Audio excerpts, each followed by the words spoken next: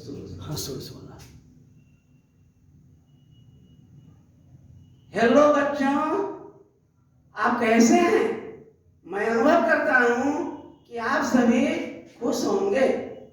मैं Ramepal sir education hub YouTube channel के माध्यम से आज मैं बिहार बोर्ड का 10th क्लास का फिजिक्स पढ़ाने जा रहा हूँ। आज का चैप्टर है प्रकाश का परावर्तन। आज का चैप्टर है प्रकाश का परावर्तन। प्रश्न है कि प्रकाश क्या है? क्या प्रश्न हुआ? प्रकाश क्या है? तो प्रकाश एक ऊर्जा है, एक माध्यम है जिसके द्वारा हम किसी वस्तु को देख पाते हैं। प्रकाश क्या है? प्रकाश एक ऊर्जा है, एक माध्यम है। प्रकाश एक ऊर्जा है, एक माध्यम है जिसके द्वारा हम किसी वस्तु को देख पाते हैं। अब यह प्रश्न है कि हम किसी वस्तु को कैसे देख पाते हैं? प्रश्न यह उठता है कि हम किसी वस्तु को कैसे देख पाते हैं। तो पहले प्रकाश की किरण वस्तु पर पड़ती है। पहले प्रकाश की किरण वस्तु पर पड़ती है और वस्तु से परावर्तित किरणें हमारे आंख पर पड़ती है। वस्तु से परावर्तित किरणें हमारे आंख पर पड़ती है, तब हम वस्तु को देख पाते हैं। अब बात समझ में आई कि किसी वस्तु को हम कैसे देख पाते हैं। तो पहले प्रकाश की किरण किसी वस्तु पर पड़ती है और वस्तु से परावर्तित किरणें हमारे आंख पर पड़ती है, तब हम वस्तु को देख पाते हैं। अब इसके बाद प्रश्न है कि गोलीय दर्पण क्या है? गोलीय दर्पण क्या है? तो गोलीय दर्पण गोला का एक भाग है। गोलीय दर्पण गोला का एक भाग है जिसका एक सतह रजतित किया हुआ रहता है। जिसका एक सतह रजतित किया हुआ रहता है और दूसरा सतह परावर्तक होता है। गोलीय दर्पण क्या हुआ? तो गोलीय दर्पण गोला का एक भाग है। गोलीय दर्पण गोला का एक भाग है जिसका एक सतह रजतित किया हुआ रहता है और दूसरा सतह परावर्तक होता है। दूसरा सतह परावर्तक होता है। इसके बाद प्रश्न है कि गोलीय दर्पण कितने तरह के होते हैं? गोलीय दर्पण कितने तरह के होते हैं? तो गोलीय दर्पण दो तरह के होते हैं। गोलीय दर्पण दो तरह के होते हैं। पहला अवतल दर्पण, पहला अवतल दर्पण और दूसरा उत्तल दर्पण। पहला क्या हुआ? अवतल दर्पण और दूसरा उत्तल दर्पण। अब है कि अवतल दर्पण किसे कहते हैं? अवतल दर्पण किसे कहते हैं? अवतल दर्पण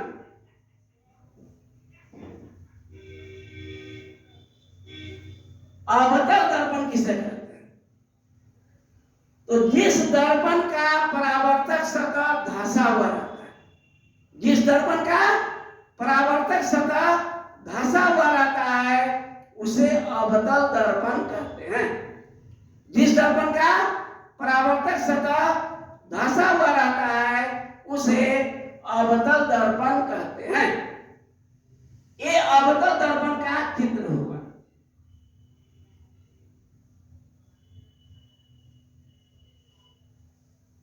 ये रजतित किया हुआ है। रजतित क्या हुआ है? कलई किया हुआ है। यह क्या है? कलई किया हुआ है, रजतित किया हुआ है, कलई। और इधर हो गया परावर्तक सतह। परावर्तक सतह, परावर्तक सतह जानते हैं ना कि जिधर से हम चेहरा देख सकते हैं उसको परावर्तक सतह कहते हैं। और जिधर कलई क्या हुआ है उधर से हमको दिखाई नहीं देगा।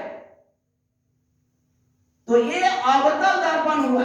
इसका परावर्तक सतह धंसा हुआ है। इसका परावर्तक सतह धंसा हुआ है इसलिए यह अवतल दर्पण। दूसरा है उत्तल दर्पण।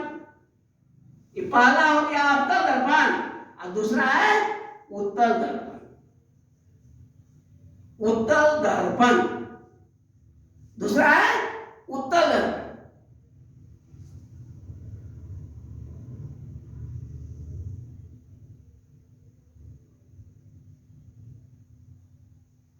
उत्तल दर्पण जिस दर्पण का परावर्तक सतह उभरा हुआ रहता है, जिस दर्पण का परावर्तक सतह उभरा हुआ रहता है उसे उत्तल दर्पण कहते हैं। जिस दर्पण का परावर्तक सतह उभरा हुआ रहता है उसे हम कहते हैं परावर्तक, उसे कहते हैं उत्तल दर्पण। जैसे देखिए इधर की ओर कलई किया हुआ है, इधर कलई किया हुआ है और इधर परावर्तक सतह हो, परावर्तक सतह, ये उत्तल दर्पण है, ये अवतल दर्पण है। इसको अंग्रेजी में क्या कहते हैं? अवतल दर्पण को concave mirror, concave, concave mirror, और इसको कहते हैं कन्वेक्स मिरर। ये उत्तल दर्पण है, कन्वेक्स मिरर है, convex, convex mirror, convex mirror. इसका अंग्रेजी शब्द भी जानना जरूरी है कि कनकेव मिरर और यह हो गया कन्वेक्स मिरर, अवतल दर्पण और उत्तल दर्पण। अब अवतल दर्पण, अवतल दर्पण के बारे में और हम जानेंगे।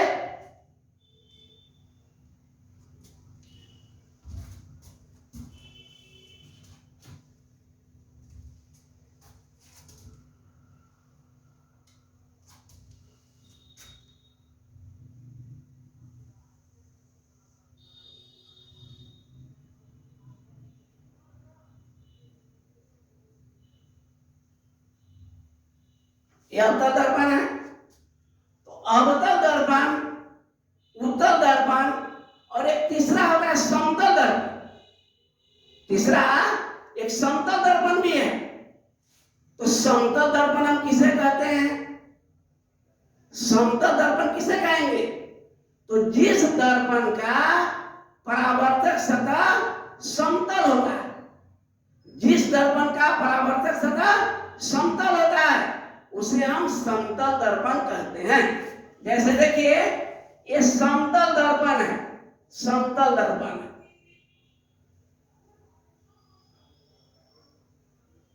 जिसे हम लोग आईना कहते हैं। समतल दर्पण को हम लोग क्या कहते हैं? आईना, जिसे हम लोग घर में इसका उपयोग करते हैं, चेहरा देखने में इसका उपयोग होता है।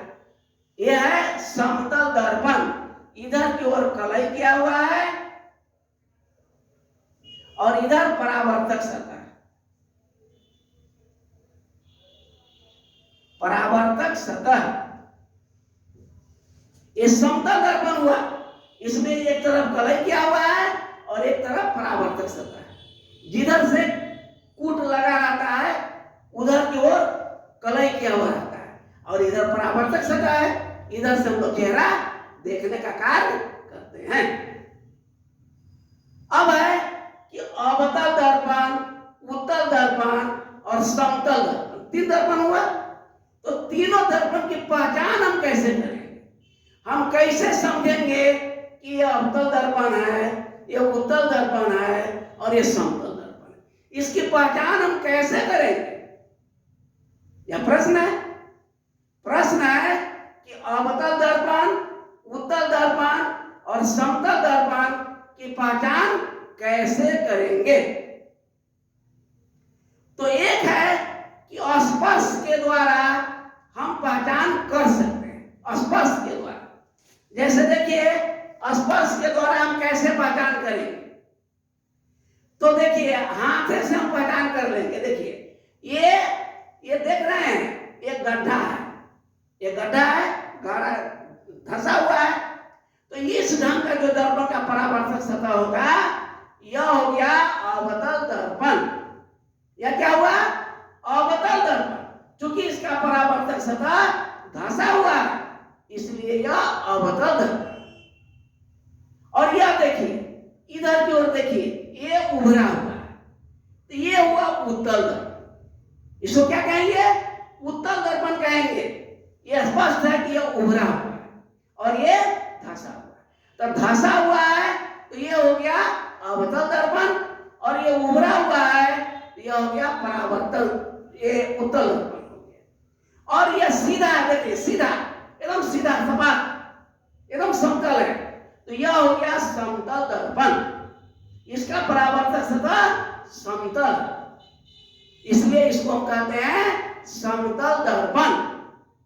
तो ये तीनों जो हमने बतलाया स्पर्श के द्वारा, तो ये स्पर्श के द्वारा हम छोटे द्वारा के दर्पण में तो अनुभव कर लेंगे।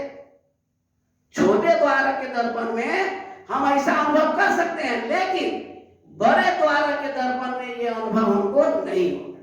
जैसे अब देखिए कि छोटा गोलाई में हमको घूमना है, ये छोटा गोला है, छोटा,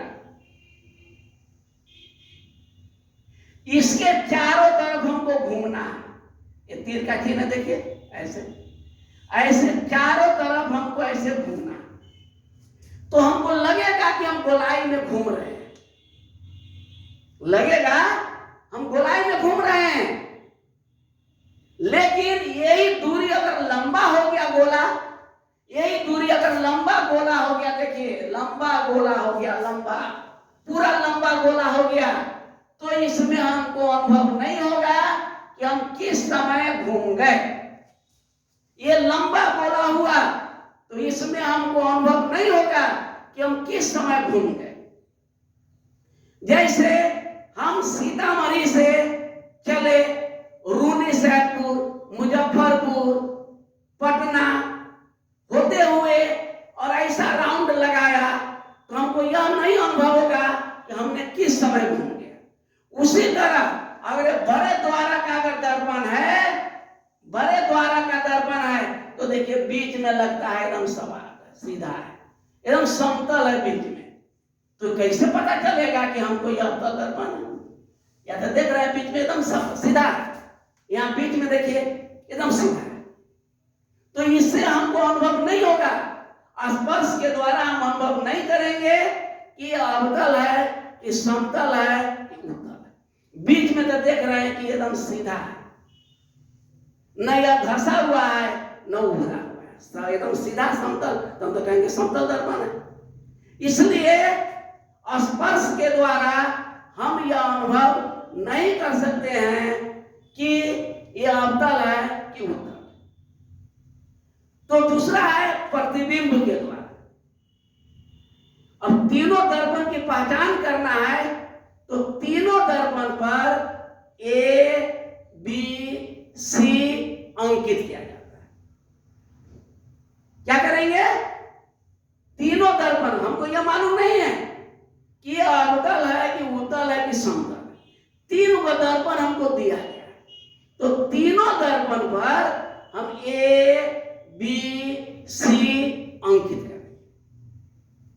और सबसे पहले दर्पण ए के सामने, चूंकि हमको यह पता नहीं है कि यह अवतल है कि उत्तल की समझ हमको पता नहीं है, हम प्रतिबिंब के द्वारा यह पता करेंगे यह कौन दर्पण है।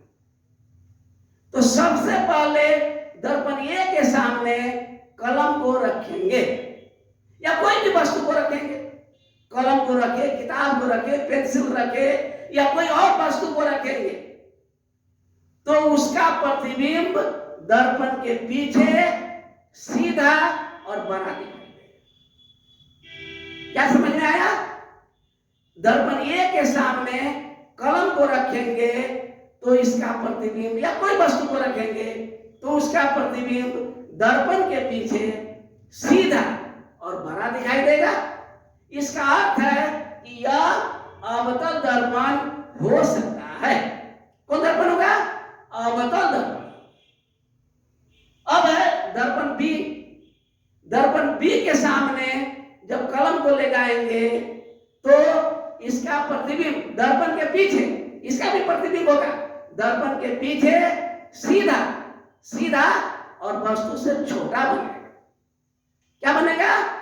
सीधा और वस्तु से छोटा। उसमें बना था सीधा और बड़ा। ए के सामने रखे तो सीधा और बड़ा बना, बी के सामने रखने पर सीधा और छोटा बनेगा। इसका अर्थ है कि यह उत्तल दर्पण हो सकता है, क्योंकि हम जानते हैं कि अवतल में वस्तु का प्रतिबिंब सीधा और बड़ा बनता है और उत्तल में वस्तु का प्रतिबिंब सीधा और छोटा बनता है। तो इससे स्पष्ट हुआ कि यह दर्पण उत्तल हो सकता है। संभावना व्यक्त कर रहे हैं कि यह उत्तल हो सकता है। दर्पण सी के सामने जब कलम को रखते हैं तो उसका प्रतिबिंब दर्पण के पीछे सीधा और बराबर दिखाई देता है। सीधा और बराबर, अब बराबर दूरी पर, दूरी भी बराबर होगा और प्रतिबिंब भी बराबर, वस्तु के बराबर नहीं। तो इससे स्पष्ट हुआ कि यह समतल दर्पण हो सकता है, संभावना व्यक्त कर रहे हैं। तो क्या देखे अभी कि ए में सीधा और बड़ा बना, बी के सामने सीधा और छोटा बना, सी के सामने रखने पर सीधा और वस्तु के बराबर बना। उपर्युक्त प्रयोग से, तीन को जो प्रयोग हमने किया, इस तीनों प्रयोग के माध्यम से हमें यह ज्ञात हुआ, स्पष्ट हुआ कि दर्पण ए अवतल है, बी उत्तल है और सी समतल। जैसे हम किसी भी चीज का स्वाद जानते हैं, जैसे चीनी, तो हम आंख बंद किए हुए हैं और हमारे मुंह में कोई थोड़ा सा चीनी रख दिया तो हम तुरंत कहते हैं कि अरे यह चीनी रखा गया। अगर कोई नमक रख दिया तो हम क्या कहेंगे? ये नमक रखा। चूंकि इसका स्वाद जान रहे हैं कि नमक का स्वाद नमकीन होता है, चीनी का स्वाद मीठा होता है। और मुंह पर कोई मरीच रख दिया, गोल मिर्च, या उसी को काली मिर्च भी कहते हैं या गोल मिर्च कहते हैं या मरीच कहते हैं, तो मुंह पर अगर रख दिया, थोड़ा सा एक चुटकी रख दिया, हम क्या अनुभव करेंगे? ये मरीच रखा हुआ। तो इस तरह से हमने चित्र के माध्यम से, प्रतिबिंब के माध्यम से हम यह समझे कि अवतल, उत्तल और समतल दर्पण की पहचान। हम इससे स्पष्ट हो गया कि ये अवतल दर्पण है, बी उत्तल दर्पण है और सी समतल दर्पण हो गया। अब प्रश्न यह है, इसके बाद प्रश्न है कि अवतल, प्रश्न आता है अवतल, समतल और उत्तल दर्पण का दो उपयोग लिखिए। चूंकि बिहार बोर्ड की परीक्षा होने वाली है 17 फरवरी से, 17 फरवरी से परीक्षा होने जा रही है और इस परीक्षा पॉइंट व्यू से ही हम यह पढ़ा रहे हैं। तो यह प्रश्न होगा कि अवतल, उत्तल और समतल दर्पण का दो उपयोग लिखें। दो उपयोग लिखें। पहला है अवतल दर्पण। अवतल दर्पण का क्या उपयोग है? अवतल दर्पण का कई उपयोग है, उसमें से दो उपयोग हम लिखे। एक है हजामत बनाने, यानी दाढ़ी बनाने। हजामत का क्या हुआ? दाढ़ी बनाने में हम अवतल दर्पण का उपयोग करते हैं। यह पहला उपयोग होगा। अवतल दर्पण का पहला उपयोग है हजामत बनाने में, अर्थात दाढ़ी बनाने। दूसरा उपयोग है चिकित्सक कान, नाक और गला की जांच करने में अवतल दर्पण का उपयोग करते हैं। क्या करते हैं? कान, नाक और गला की जांच करने में अवतल दर्पण का उपयोग करते हैं। तो दो उपयोग हुआ, दो और देख लीजिए। तीसरा उपयोग है तीसरा उपयोग है भवन और पेड़ की ऊंचाई ज्ञात करने में अवतल दर्पण का उपयोग किया जाता है। भवन और पेड़ की ऊंचाई ज्ञात करने में अवतल दर्पण का उपयोग किया जाता है। चौथा है गाड़ी के अग्रदीप। गाड़ी के अग्रदीप में अवतल दर्पण का उपयोग किया जाता है। तो इस तरह अवतल दर्पण का 4 उपयोग हुआ। क्या क्या हुआ फिर से हम लोग सुन ले। पहला हुआ हजामत बनाने अर्थात दाढ़ी बनाने में। दूसरा है चिकित्सक कान नाक और गला की जांच करने में अवतल दर्पण का उपयोग करते हैं। तीसरा है भवन और पेड़ की ऊंचाई ज्ञात करने। भवन और पेड़ की ऊंचाई ज्ञात करने में अवतल दर्पण का उपयोग करते हैं। चौथा है गाड़ी के अग्रदीप में। गाड़ी के अग्रदीप में भी अवतल दर्पण का उपयोग होता है। इस तरह से अवतल दर्पण का 4 उपयोग हुआ। इसमें से कोई 2 को लिखना है। अब उत्तल दर्पण का उपयोग। उत्तल दर्पण का क्या उपयोग है? तो उत्तल दर्पण का पहला उपयोग है गाड़ी चालक अर्थात ड्राइवर। गाड़ी चालक कहते ड्राइवर। ड्राइवर के दाहिने साइड में दर्पण लगा होता है। गाड़ी के ड्राइवर के बैठे जहां पर वह दाहिने साइड में उत्तल दर्पण लगा होता है। तो गाड़ी चालक उत्तल दर्पण का उपयोग साइड मिरर के रूप में करते हैं। यह पहला उपयोग हो गया। उत्तल दर्पण का पहला उपयोग है कि गाड़ी चालक उत्तल दर्पण का उपयोग साइड मिरर के रूप में करते हैं। गाड़ी चालक उत्तल दर्पण का उपयोग क्या करते हैं? साइड मिरर के रूप में। साइड बगल में दर्पण रहता है तो साइड मिरर के रूप में उत्तल दर्पण का उपयोग करते हैं। दूसरा उपयोग है सड़कों पर के लाइट। सड़क पर लाइट लगा रहता है पोल पर। तो सड़कों पर के लाइट को आगे की ओर प्रसारित करने। आगे की हम लोग टॉर्च जलाते हैं तो टॉर्च में भी देखते हैं उसमें जो कटोरी लगा रहता है उसके द्वारा छाना आगे की ओर जाता है। अगर कटोरी को हटा देंगे तो आगे छाना नहीं जाएगा, आगे रोशनी नहीं जाएगा, यहीं पर आएगा। जहां पर जलाएंगे वहीं पर आएगा। और कटोरी लगाने से उसका रोशनी आगे की ओर।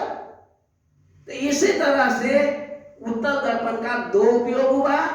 पहला उपयोग है कि गाड़ी चालक उत्तल दर्पण का उपयोग साइड मिरर के रूप में करते हैं।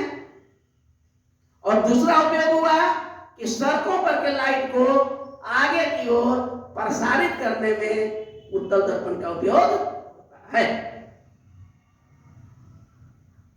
अब समतल दर्पण है। समतल दर्पण का क्या उपयोग है? तो समतल दर्पण का उपयोग हम लोग चेहरा देखने के लिए करते हैं। जब हम लोग कहीं घर से बाहर निकलते थे क्या करते हैं? क्या दर्पण देखते हैं कि मुंह में कहीं कुछ लगा हुआ नहीं लगा। तो इस तरह अवतल दर्पण का पहला उपयोग हुआ चेहरा देखने में। क्या हुआ? चेहरा देखने में अवतल दर्पण का पहला उपयोग है चेहरा देखने में किया जाता है। और दूसरा उपयोग है साइड पार्श्व परिवर्तन करने। क्या है? पार्श्व परिवर्तन में। पार्श्व परिवर्तन का अर्थ है अब घड़ी में देखेंगे कि 3 बज रहा है। क्या बज रहा है? घड़ी में 3 बज रहा है। तो हम दर्पण के सामने जब घड़ी को रखेंगे तो उसमें हमको 9 बजा दिखाई देगा। क्या दिखाई देगा? 9। घड़ी में ऐसे घड़ी का चित्र बनाइए।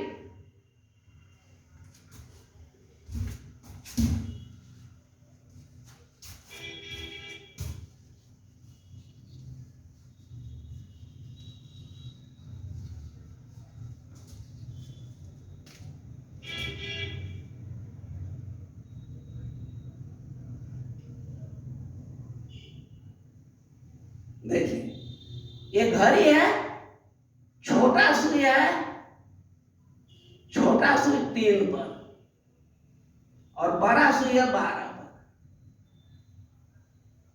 देखें ये घड़ी, इसका छोटा सुई 3 पर है और बड़ा सुई 12 पर। तो क्या बज रहा है? 3 बज रहा है। लेकिन अब जब इसको दर्पण के सामने रखेंगे तो हमको 9 दिखाई देगा। आप देख लीजिए, सामने में घड़ी रख करके देखिए, दर्पण के सामने में रखेंगे और गिनती करेंगे, जैसे गिनती करते हैं ना इस ढंग से ऐसे, तो हम गिनती करेंगे तो हमको 9 दिखाई देगा। क्या दिखाई देगा? 9, कि 9 बज रहा है। तो ये पार्श्व परिवर्तन में हुआ, हमको दिखलाई देगा 9 बज रहा है। 9 बज रहा है क्या? 3। हमको घड़ी दर्पण में जब देखेंगे तो दिखाई पड़ेगा 9 बज रहा है। क्या बज रहा है? 9 बज रहा है, दिखाई देगा 9 बज रहा है। तो इस तरह से समतल दर्पण का 2 उपयोग हो गया। पहला हुआ चेहरा देखने में और दूसरा हुआ पार्श्व परिवर्तन में। सिनेमा में भी कभी कभी देखते हैं कि एक ही आदमी का 2 रोल होता है। तो ये पार्श्व परिवर्तन के कारण ही 2 रोल होता है, पार्श्व परिवर्तन के द्वारा किया जाता है।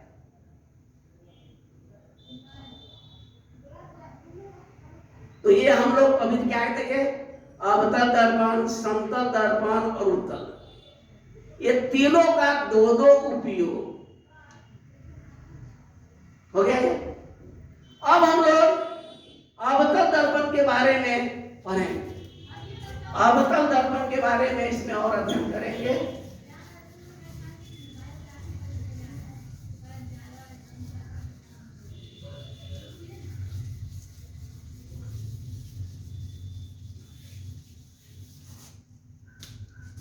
देखिए एक अवतल दर्पण,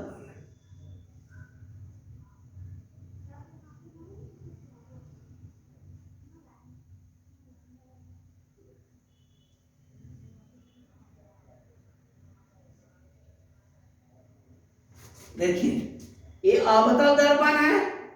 ये अवतल दर्पण है इसलिए कि इधर कलई किया हुआ है, इधर परावर्तक सतह है। और ये क्या दे हैं यहाँ पर? ये है पी, पी यानी पोल, ध्रुव। इसको क्या कहेंगे हिंदी में? ध्रुव। ये ध्रुव है। और दर्पण का ये केंद्र होगा। जैसे दर्पण ऐसे बनाएंगे ना, प्रकाश के द्वारा भी आप अवतल दर्पण को बना सकते हैं। देखिए इस ढंग से ऐसे बनाएंगे, तो इस ढंग से जो बनाएंगे तो यह जो हुआ यहां से ऐसे जो बना रहे हैं, देखिए ऐसे ढंग से, तो ये हो गया केंद्र, यानी इसको कहेंगे वक्रता केंद्र। क्या कहेंगे इसको? वक्रता केंद्र कहेंगे। इस बिंदु को कहेंगे वक्रता केंद्र। ये वक्रता केंद्र है, वक्रता केंद्र है। और वक्रता केंद्र से ध्रुव, वक्रता केंद्र से सबकी दूरी ध्रुव से काउंटिंग होता है। जैसे आप जानते हैं कि प्रत्येक शहर में 0 माइल होता है, 0 माइल, और 0 माइल से ही दूरी काउंटिंग किया जाता है। जैसे सीतामढ़ी से सोनवर्षा की दूरी कितनी है, सीतामढ़ी से मुजफ्फरपुर की दूरी कितनी है, तो सीतामढ़ी से सोनवर्षा की दूरी लगभग 30 किलोमीटर है। सीतामढ़ी से सोनवर्षा की दूरी लगभग 30 किलोमीटर है। और सीतामढ़ी से मुजफ्फरपुर की दूरी लगभग 59 किलोमीटर। तो 59 किलोमीटर है और 30 किलोमीटर है, तो एक निश्चित बिंदु ना है, एक निश्चित बिंदु से दूरी काउंटिंग होता है। उसी तरह से ये दर्पण है, दर्पण में ध्रुव पी, पोल ध्रुव है, यही से दूरी काउंटिंग होता है। तो ये दूरी इसी है वक्रता केंद्र, और वक्रता केंद्र से ध्रुव के बीच की दूरी को वक्रता त्रिज्या कहते हैं। क्या कहते हैं इसको? वक्रता त्रिज्या। ये जो दूरी हुआ ये हुआ वक्रता त्रिज्या, वक्रता त्रिज्या। कहां से? वक्रता केंद्र से ध्रुव के बीच की दूरी को वक्रता त्रिज्या कहते हैं। क्या कहते हैं? ध्रुव से वक्रता केंद्र की दूरी को वक्रता त्रिज्या कहते हैं। और इसकी आधी दूरी सी और पी के ठीक मध्य में एफ, यह है फोकस बिंदु। इसको क्या कहते हैं? फोकस बिंदु कहते हैं। इसको कहते हैं फोकस बिंदु। ये फोकस बिंदु है। एफ क्या है? फोकस बिंदु। इसी को नाभि भी कहते हैं। क्या कहते हैं? नाभि या फोकस बिंदु। और एफ से पी की दूरी, सब दूरी है ना, सब ध्रुव से काउंटिंग होगा। ध्रुव से एफ यानी फोकस बिंदु के बीच की दूरी को फोकस दूरी कहते हैं। क्या कहते हैं इसको? इस दूरी को कहते हैं फोकस दूरी। ये फोकस दूरी है।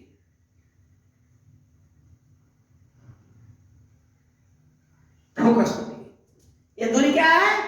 फोकस दूरी है। ध्रुव से फोकस बिंदु से ध्रुव के बीच की दूरी को फोकस दूरी, इसी को फोकसांतर भी कहते हैं, इसी को नाभ्यांतर भी कहते हैं। कई वो नाम है, फोकसांतर, नाभ्यांतर या फोकस दूरी। फोकस दूरी। एक है ध्रुव। ध्रुव तो दर्पण का जो केंद्र देख रहे हैं ना, ये दर्पण है। दर्पण ये जैसे वक्रता केंद्र, सबका अलग अलग परिभाषित करेंगे। अब हम ध्रुव की परिभाषा क्या देंगे? अगर हमसे कोई पूछे कि ध्रुव किसे कहते हैं, अगर हमसे कोई प्रश्न किया कि ध्रुव किसे कहते हैं, तो वक्रता केंद्र, वक्रता केंद्र और फोकस बिंदु से गुजरने वाली रेखा, वक्रता केंद्र और फोकस बिंदु से गुजरने वाली रेखा दर्पण के जिस भाग से गुजरती है उसको कहते हैं ध्रुव, पोल। अंग्रेजी में कहते हैं पोल, हिंदी में कहते हैं ध्रुव। किसे कहेंगे ध्रुव? तो वक्रता केंद्र और फोकस बिंदु से गुजरने वाली रेखा दर्पण के जिस भाग से गुजरती है उसे कहते हैं ध्रुव। हो गया? अब है वक्रता केंद्र की परिभाषा। वक्रता केंद्र किसे कहेंगे? तो दर्पण का जो केंद्र